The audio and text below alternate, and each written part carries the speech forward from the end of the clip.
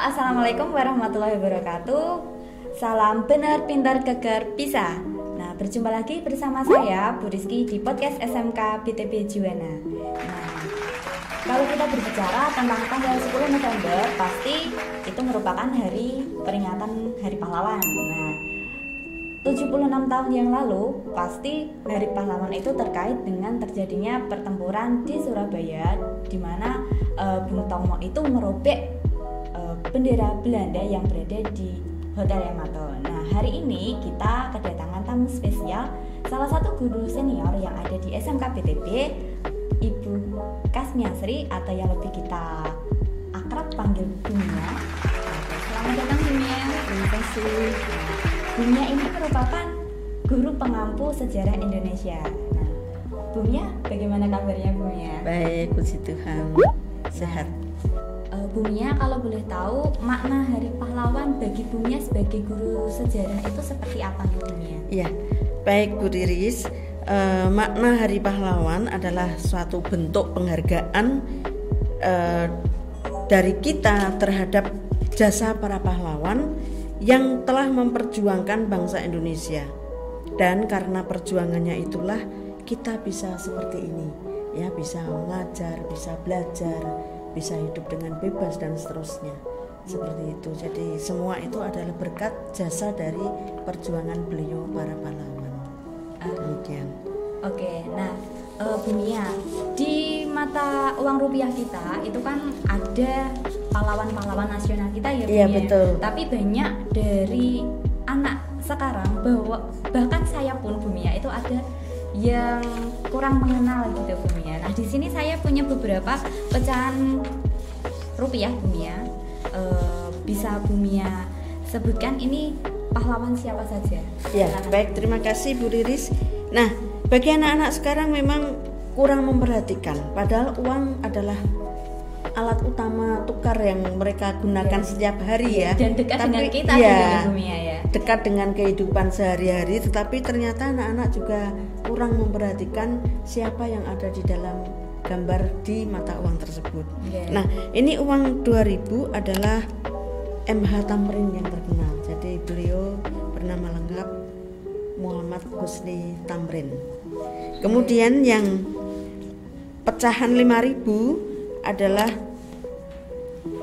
Bapak Idam Kalik. Pecahan 20.000 adalah Samratulangi. Pecahan 10.000, nah ini adalah Frans Kasiepo.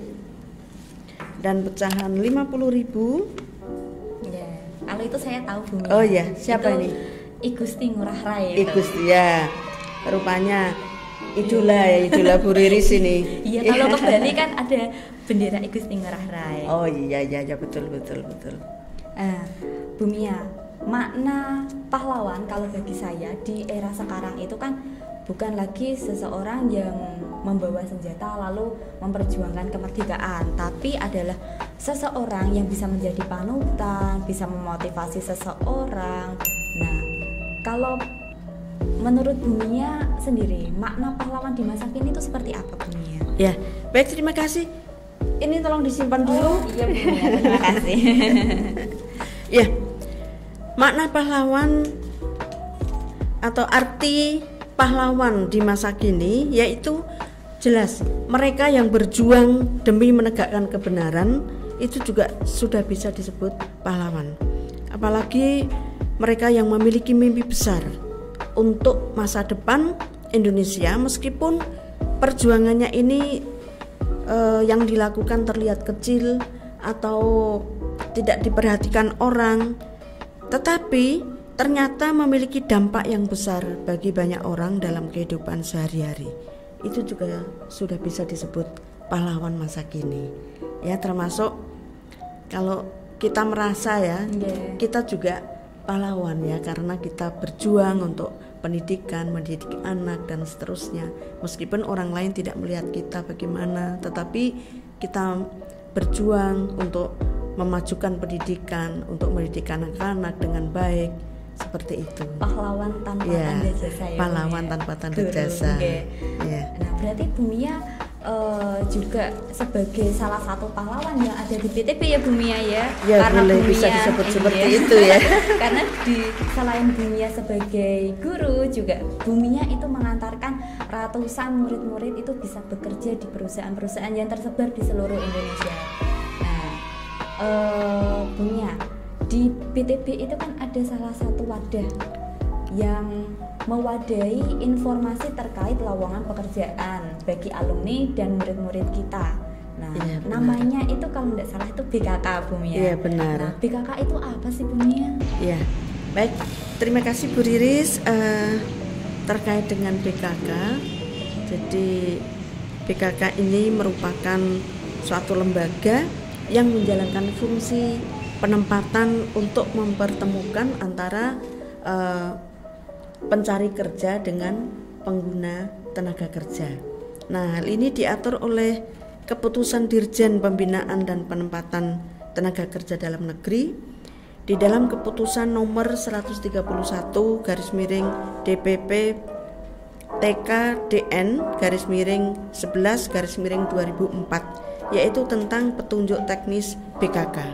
Di situ dijelaskan bahwa yang namanya bursa kerja adalah lembaga yang menjalankan fungsi penempatan untuk mempertemukan antara pencari kerja dan pengguna tenaga kerja. Demikian. Berarti BKK itu dia di bawah dari Disnaker yang ada di sekolah gitu ya, Bu Mia? Iya, jadi ya coro Jawane gitu. BKK itu merupakan tangan panjang dari Depnaker yang membantu Depnaker untuk mencarikan atau menempatkan anak-anak di dunia industri, terutama adalah alumninya sendiri. Itulah sebabnya disebut BKK atau Bursa Kerja Khusus. Kenapa khusus? Karena khusus menempatkan atau mencarikan kerja bagi para alumninya sendiri, begitu. Kemudian Bursa Kerja Khusus ini selanjutnya disebut BKK, yang merupakan lembaga yang ada di lingkungan sekolah menengah, di lingkungan perguruan tinggi, di lingkungan juga lembaga pelatihan kerja atau di LPK. Jadi mereka yang ingin membuat alumninya bekerja atau menempatkan alumninya bekerja, mereka mendirikan yang namanya BKK. Ya tentu dengan arahan dan bimbingan dari para pakarnya, terutama bapak-bapak yang ada di Depnaker, begitu.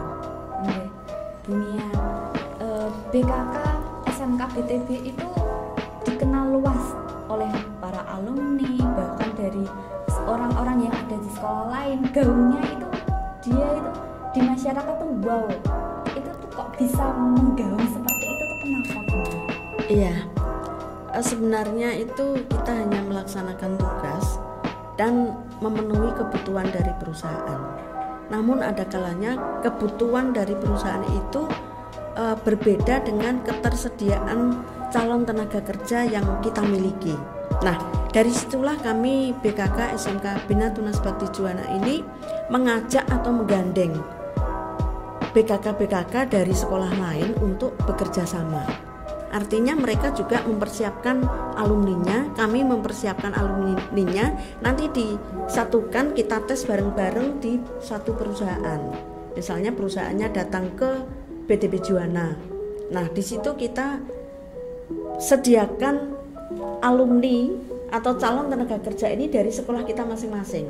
Jadi BKK dari sekolah A, BKK dari sekolah B, dan lain-lainnya, termasuk juga BKK dari sekolah kami, sekolah SMK Bina Tunas Bakti Juwana. Nah, dari situ kan nanti kuota yang disediakan oleh perusahaan itu bisa terpenuhi. Nah, itulah kita bisa jadi kelihatan dan menggaung secara luas bahwa wah, BKK BTP Juwana itu besar, menempatkan berbagai perusahaan dan seterusnya. Itu sebetulnya kita hanya melakukan kerjasama saja dengan BKK dari sekolah lain, begitu, Mbak Desti. Ternyata seperti itu nggak, Bu Mia? Nah, kalau cerita asal mula Bu Mia itu gabung di BKK itu mulai kapan, Bu Mia? Iya, sekitar tahun 1992 sampai 1994 itu awal-awal PKK ada. Kebetulan saya juga baru ditempatkan di sekolah ini, jadi saya adalah guru pegawai negeri yang dipekerjakan atau ditempatkan di sekolah swasta. Nah, begitu kami datang di sini awal-awal PKK oleh Bapak Kepala Sekolah waktu itu, yang ada adalah Bapak Dr. Andes Budi Rustanto almarhum. Kami langsung ditarik dan dikenalkan, diposisikan untuk membantu di PKK di samping mengajar begitu. Nah, dari situlah kami terus bekerja, terus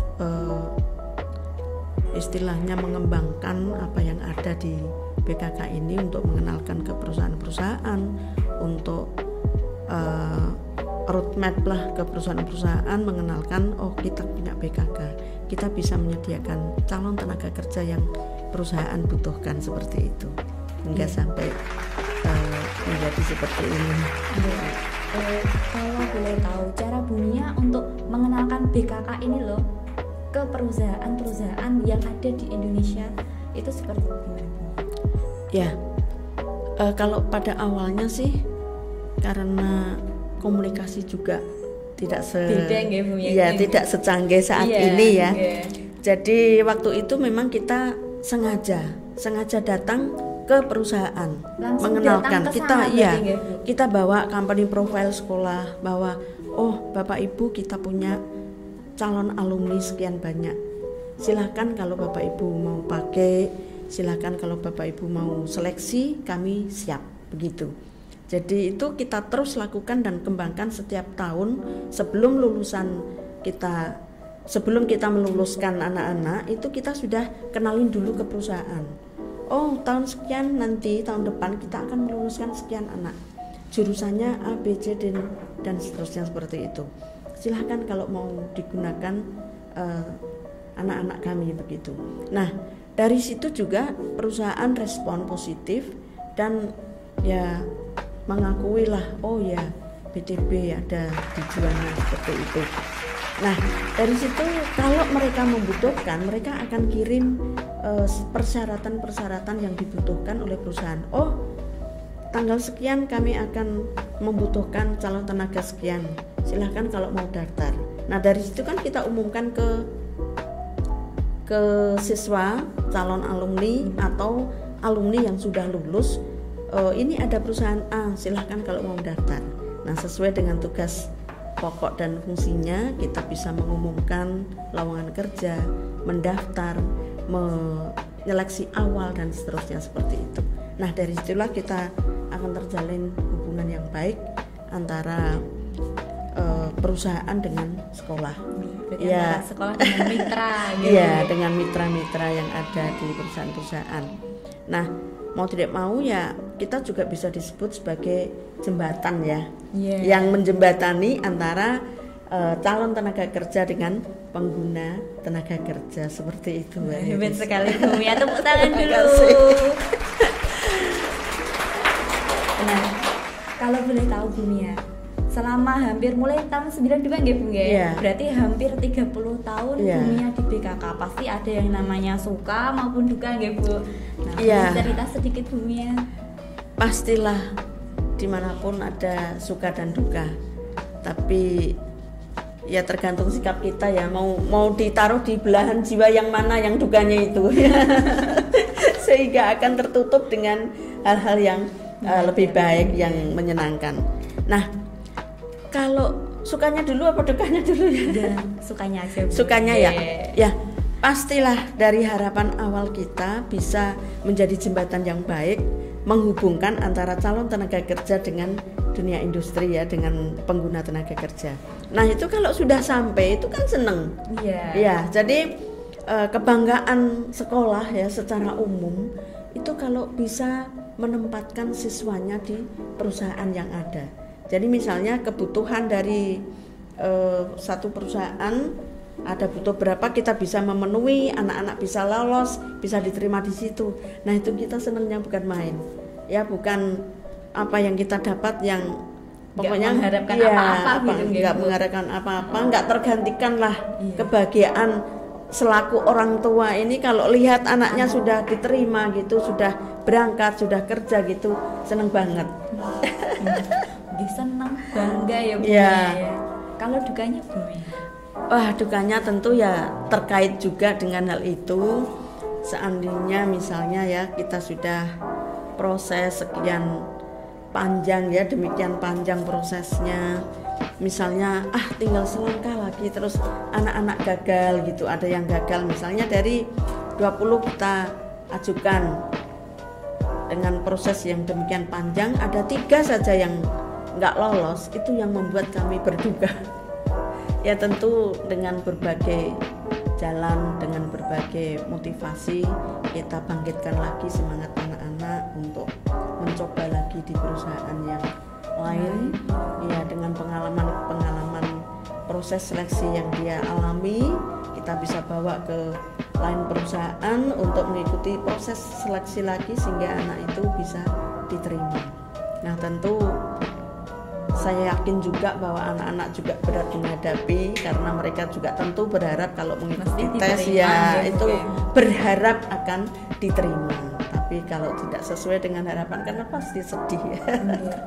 Apalagi kalau biasanya itu kan anak-anak menghadapi ketika kurang selangkah lagi, satu tahap lagi tapi mereka langsung gagal kayak gitu. Itu kan lebih nyesek gitu daripada dari awal administrasi udah gagal gitu. Ya beda ya. Ya cara Bumia biar istilahnya ngereh gitu loh Bu. Nah, itu seperti apa? Iya, itu yang saya ceritakan tadi, tentu dengan motivasi untuk membangkitkan semangat lagi ya, bahwa mungkin bukan tempatnya di situ, bukan rezekinya di situ, dan ada Tuhan sediakan yang lebih baik di tempat lain seperti itu. Nah dari situ anak-anak bisa bangkit kembali dan mengikuti proses-proses di perusahaan yang lain. Demikian. Keren sekali tepuk tangan. Kalau boleh tahu Bumia, sudah ratusan atau bahkan ribuan dari siswa yang sudah Bumia antarkan dijembatani lah Bu ke perusahaan-perusahaan yang tersebar di seluruh Indonesia. Yang jelas sih kami tidak pernah menghitung jumlah, tetapi dari pihak sekolah memang kita SMK itu kan punya target ya, bahwa sekitar 90-80 lah anak-anak kita itu bisa diterima di perusahaan. Lulus langsung siap kerja nggak Bu? Ya kalau bisa ya tidak menggunakan masa tunggu yang begitu lama. Bahkan perusahaan yang nginden anak-anak di kelas 12 begitu. Yang belum lulus yang belum lulus, atau mungkin yang bekas pernah PSG di situ, pernah PKL di situ, dari perusahaan akan telepon ke kita, Bu, nanti si A yang pernah PKL di sini kalau lulus silahkan datang kembali untuk bekerja dan bergabung dengan perusahaan kami. Itu juga sangat membanggakan ya. Dan itu upaya-upaya banyak hal yang kita lakukan supaya kita mencapai persentase yang diharapkan oleh pihak sekolah seperti itu. Satu lagi nih Bumia, motivasi dan pesan yang bisa Bumia sampaikan kepada generasi muda saat ini Bumia, terutama murid-murid kita SMK BTB tentang pandangan ke dunia kerja dan makna di Hari Pahlawan khususnya itu seperti apa Bu? Ya, baik Bu Riris, bahwa dari awal tadi juga saya katakan bahwa satu penghargaan buat pahlawan ya, yang bisa membuat kita bisa seperti ini, bisa hidup dengan baik, bisa hidup dengan lebih baik berkat perjuangan para pahlawan. Tentu makna pahlawan yang harus kita berikan kepada anak-anak muda zaman sekarang, khususnya zaman milenial ini, bahwa tetap anak-anak muda ini harus istilahnya apa ya, mengobarkan ya, anak-anak muda ini harus mengobarkan semangat yang dimiliki oleh para pejuang yang ada pada waktu itu. Nah, mengobarkan semangat ini dalam bidang apa? ya apa saja yang mereka geluti saat ini. Ya kalau mereka bagi pelajar misalnya, ya mereka harus membawa semangat para pahlawan ini untuk berjuang meraih cita-citanya begitu. Kemudian misalnya anak-anak passionnya di bidang olahraga misalnya, ya jadilah atlet yang baik, yang membanggakan orang tua, yang membanggakan sekolah, yang membanggakan bangsa Indonesia pada umumnya, seperti itu. Nah, misalnya juga anak-anak seperti dalam bidang akademik ya, mereka belajar dengan baik, mereka bisa mengikuti lomba-lomba, kompetisi dan seterusnya.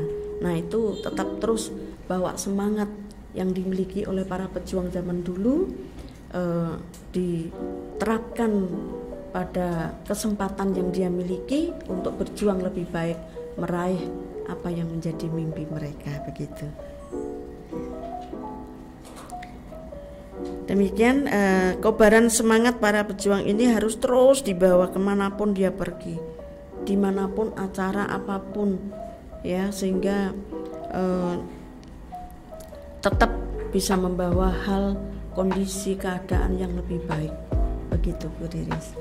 Baik Bu Mia, untuk pesan-pesan untuk kita semua generasi muda yang ada. Baik, terima kasih Bu Riris. Untuk para pemuda, untuk para pelajar, juga rekan-rekan seperjuangan yang tentu lebih muda dari saya. Ya, saya berpesan tetap terus kejar mimpi dan cita-cita Anda, karena hidup yang bermakna adalah hidup yang diperjuangkan. Terima kasih Bu Mia. Tepuk tangan dulu semuanya. Jadi untuk generasi muda saat ini tetap kobarkan semangat para pejuang kita agar menjadi Indonesia yang lebih maju, tentunya sesuai passion kalian, agar kalian bisa menjadi pahlawan yang menginspirasi. Oke, tetap patuhi protokol kesehatan. Akhir kata, wassalamualaikum warahmatullahi wabarakatuh. Sampai jumpa.